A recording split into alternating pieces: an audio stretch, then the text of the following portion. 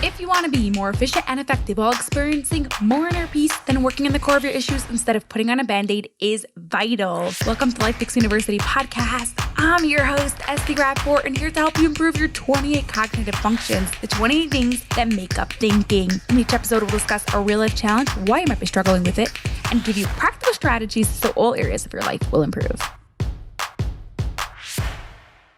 Do you like to push things off? Or maybe you don't like to, but it happens. Today we're discussing 11 reasons why you procrastinate. That's what's coming up next on the Life Fix University podcast, episode 387.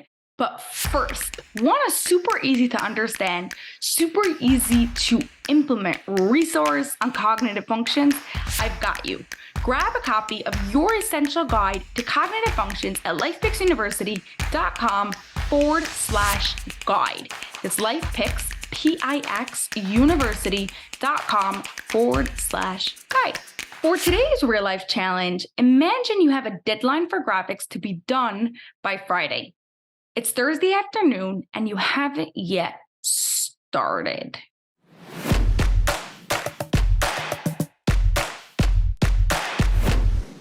If you listen to any other episode where we spoke about procrastination, you may be confused by our topic because you probably heard me state there are two reasons for procrastination: a lack of motivation or a weak cognitive function, or it can be both.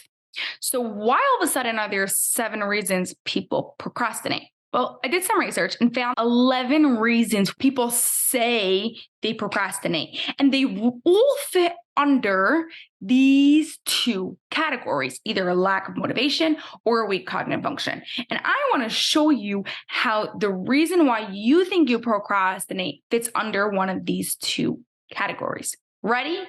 Let's do this. First one is not wanting to do something. That's simple. Motivation. Number 2 is not knowing what needs to be done. That comes from cognitive function and is probably from specifically the cognitive function of defining the problem or clear perception. Number 3 is not knowing how to do something. Again, that's a cognitive function. This is probably hypothetical thinking and hypothetical testing, but it could also be from many others like comparing or summing up. Number 4, overwhelm. This comes from a cognitive function, the cognitive function usually of clear perception.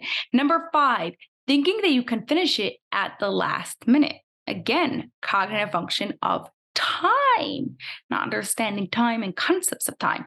Number 6, lacking initiative to get started. This could either be from motivation or it could be more possibly or more probably from the cognitive function of understanding reality, defining the problem, or hypothetical thinking. It could actually be quite a few cognitive functions, that one. Number 7, forgetting. This comes from the cognitive function of working memory, planning, or categorizing. Number 8, fear of failure. This is the cognitive function of perseverance, and it can also be related to motivation. Number 9, perfectionism. Again, this comes from our cognitive function of considering another viewpoint, perseverance, or being precise. Now, if you're wondering why considering another viewpoint here, it's usually cognitive flexibility and being able to see that there are other options. Number 10, lack of purpose. Motivation. Number 11, our final one, a distracting environment. This comes from the cognitive function of clear perception or using relevant cues. There you have it, 11 reasons why you procrastinate. And you can see super clearly how they each fall under either motivation or cognitive functions or both.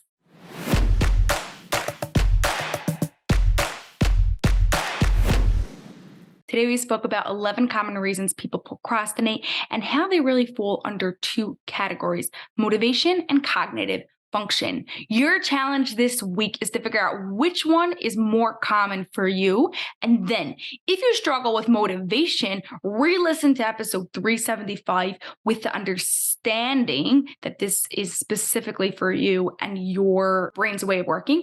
And if you struggle more because of cognitive functions, then start by re-listening to episode 368 and 377, which will help you get started to improve these cognitive functions specifically for procrastinating. If you have any more questions, feel free to hit me up on IG or TikTok at Life Picks University, and I'll do my very best to answer as soon as possible. Have an awesome rest of your day.